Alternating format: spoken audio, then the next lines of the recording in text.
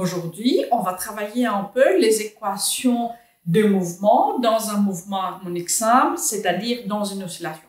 On va voir comment on montre différentes grandeurs et comment ça se montre dans un graphique. Commençons alors avec un exemple. On peut avoir un mouvement harmonique simple si on a par exemple un pendule. Un pendule, c'est un fil qui est attaché d'un côté quelque part de stable et puis on met en fait une petite boule de masse au bout et après si on dérange cet équilibre, alors on fait partir cette boule de sa position et on lâche. Ce qui va se passer, c'est que la boule va retourner ici. En retournant, elle va gagner de vitesse, alors elle ne va pas vraiment s'arrêter là, elle va continuer, elle va passer de l'autre côté et puis voilà, elle va retourner. Maintenant, cette distance, la plus grande distance de la position d'équilibre, qui était là au milieu, où le pendule était quand personne ne l'avait touché, etc., ça, on va l'appeler l'amplitude. Et une autre grandeur qu'on va utiliser, ça va avoir avec le temps pour que notre petit mobile, qui est cette petite bille qui est à l'extrémité du fil, le temps que ça fasse tout un va-et-vient. Et ça, on va l'appeler période. Alors, la période, c'est de partir de la position 1, passer par la position 2, aller à la position 3, passer par la position 2 et retourner à la position 1. C'est tout, en fait, ce trajet. Et alors, ce qu'on dit, c'est que ça, c'est un trajet de 4 temps. Parce que à chaque fois, en fait, que ça fait, on a un quart de période. Alors, d'ici à ici, on a un quart de période. D'ici à ici, on a encore un quart. Ça prend demi-période pour aller de position 1 en position 3. Et puis, voilà, aller-retour, encore, t'écart et t'écart. Ce qui fait que le temps total pour passer de la position 1 et revenir à la position 1, finalement, c'est T. Alors, T, qui est la période, on va écrire, c'est le temps pour que le système, soit la boule ici au bout d'un fil, ou ça peut être n'importe quel système, ça pourrait être une masse sur un ressort, etc. Ça pourrait être un élastique, ça pourrait être un système électrique, électronique, etc. Ben, voilà, le temps que le système retourne à sa position initiale. La position initiale, quand on a initié, ça veut dire l'oscillation. Et ça va se mesurer, c'est un temps, alors au système international, ça va se mesurer en secondes. Maintenant, si on voudrait savoir comment, où on va trouver la balle à un certain temps. Alors, pour ceci, comme on avait fait en cinématique, qu'on a étudié l'année passée, on a besoin de faire une équation de mouvement. Alors, l'équation d'un mouvement harmonique simple aura la forme x, où x c'est l'élongation. Et alors, qu'est-ce que c'est l'élongation? L'élongation, c'est la distance de la position d'équilibre.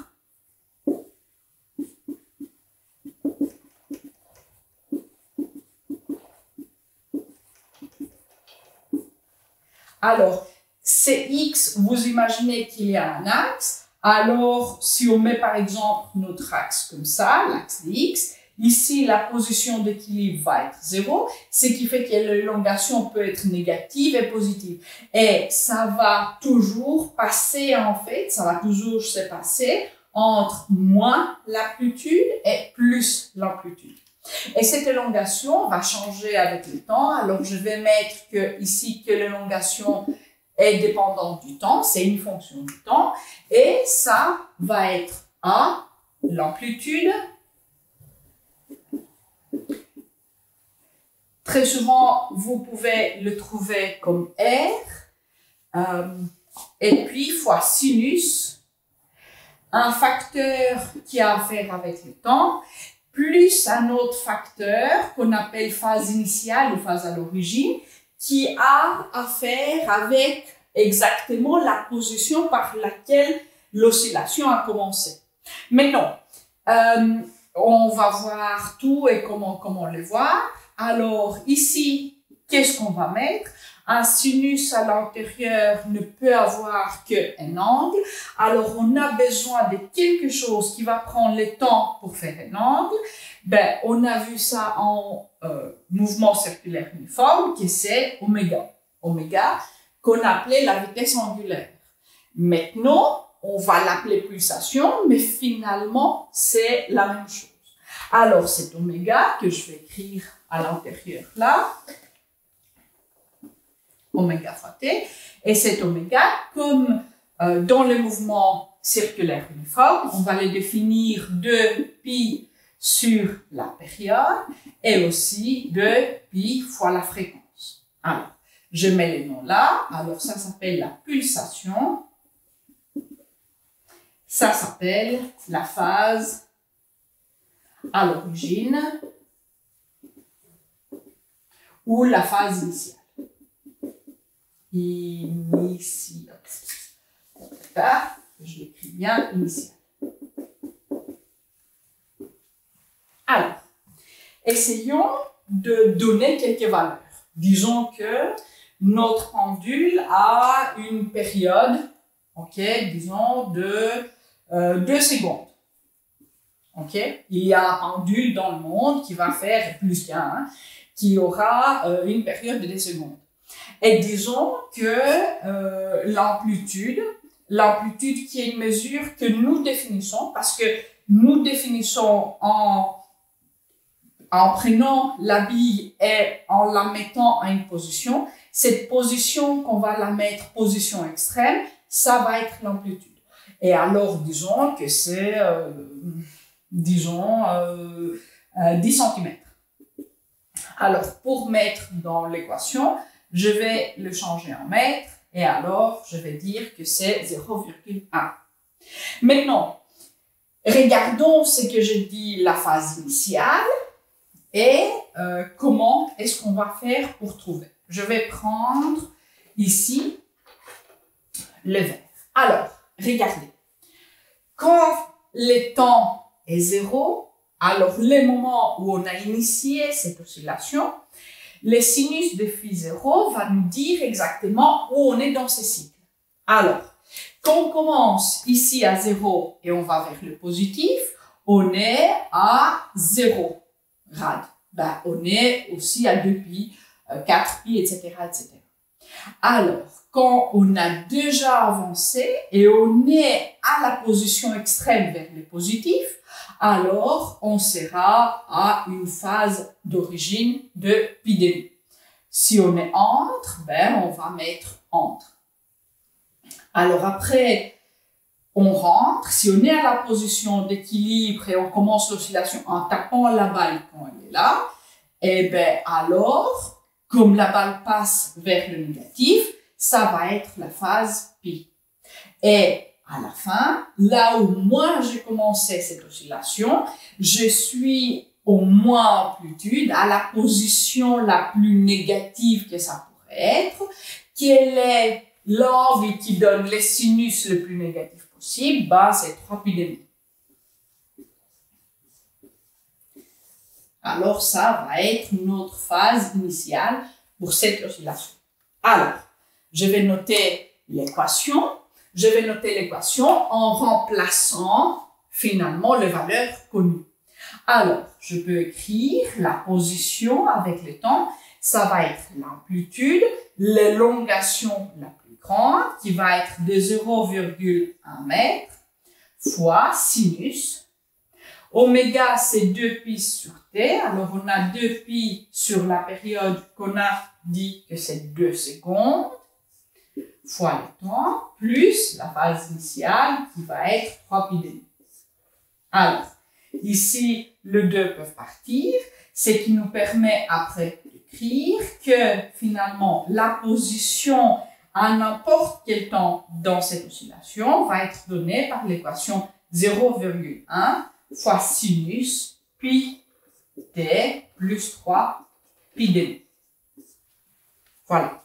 Voici l'élongation à n'importe quel temps. Voici l'amplitude, l'élongation maximale et les sinus qui va nous dire comment, en fait, cette oscillation va évoluer avec le temps. Faisons un petit dessin de ça pour voir de quoi ça ressemble. Ben, ça va ressembler finalement dans une sinusoïdale. Alors, je vais dessiner ici l'axe de temps et ici l'axe de position. Je vais mettre les unités ici en secondes. Et comme l'oscillation, c'est une affaire de 4 temps, on sait qu'après une période, on aura la même chose. Et après une période, la même chose, c'est quelque chose qui est répétitif, qui est périodique. Alors, au lieu de dessiner, en fait, je sais pas, pour un temps de 200 secondes, c'est qu'on peut faire, on peut dessiner de 0 jusqu'à la période. Alors, là, ça va être la période. La période est 2 secondes. Et on va s'arrêter là. Le t, je vais l'écrire un peu plus haut. Comme ça ne nous dérange pas quand on fait le graphique. Alors, l'oscillation va partir de 0 jusqu'à 2 sur l'axe de temps. Et ici, sur l'axe de x, ça va se délimiter entre moins 0,1 et 0,1. OK? Alors, je sépare le temps aussi pour avoir le 4 temps de l'oscillation. Alors, j'ai séparé ici à moitié, ça c'était demi, ça c'était quart, ça c'est 3 t-quart. Alors, on a 0,5 et 1,5 et ça, je le note t-quart, 2 t-quart, 3 t-quart, ici que ça correspond et ici correspond la période t. Alors, c'est un sinus. Regardons où les sinus commencent. Ça, c'est très important. Alors, pour le temps 0, quand le temps est 0, on commence sinus 3 pi demi. Sinus 3 pi demi, c'est moins 1. Alors, on peut mettre ici notre point. Puis, on regarde. Quand, par exemple, le temps est 0,5, 0,5 fois pi, ça fait pi demi. Pi demi plus 3 pi demi, ça fait 2 pi. 4 pi demi qui fait 2 pi. Ou sinus est 0. Alors, je vais mettre ici l'autre point. Alors, pour 0,5 secondes, on est à 0. Puis, avançons 1. Alors, on a pi plus 3 pi demi. Finalement, ça va faire 2 pi plus pi demi. Le 2 pi ne nous intéresse pas. Mais le pi demi nous intéresse parce qu'on sait que le sinus est au maximum. Ça va devenir 1. On continue et on voit que avec un temps de 1,5, on a 3 pi demi plus 3 pi demi, ça va faire 6 pi demi, ça va faire finalement pi, où le sinus est 0. Et puis, on va de nouveau descendre à une période, on va retourner au même endroit. Et alors, on sera tout en bas, finalement, la phase totale, ça veut dire tout ça va être finalement 3 pi demi. Je vais dessiner le sinus, et vous savez comment on fait dessiner une fonction sinus, ça va être comme ça.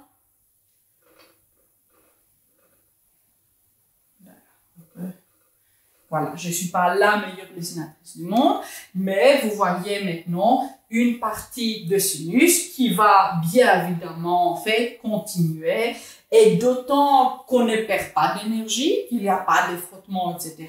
C'est motif à continuer en fait, voilà, à tout jamais, et notre pendule va bouger. Alors, récapitulons que cette équation va nous dire.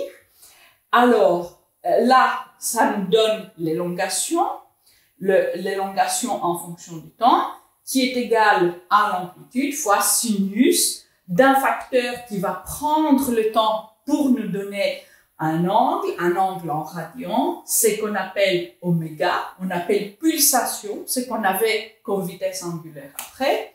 Et puis, on doit ajouter une phase initiale, une phase à l'origine, parce que toute oscillation ne commence pas à 0, ni à pi-demi, ça peut en fait commencer n'importe où. Alors, pour le moment, je vous laisse et on se verra dans une prochaine vidéo pour voir comment cette équation va générer aussi l'équation de la vitesse, l'équation de l'accélération et aussi celle de la force. Alors, je vous laisse sans défi pour le moment, mais les défis viendront tout doucement, en fait, très bien. Ciao!